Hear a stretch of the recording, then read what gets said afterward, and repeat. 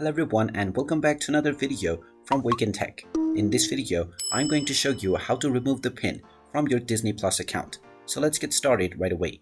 First of all, open up your web browser and then in the address bar, type in disneyplus.com and press enter. You will now be taken into the official Disney Plus website where you can log into your account if you haven't done so already using your credentials. Once you are logged in, you will be taken into the home page, from which if you wish to remove pin from your profile, hover over to the account icon at the top right corner and then click on edit profiles. Now from this page, just choose the profile for which you wish to remove the pin and you will be taken into the profile edit page.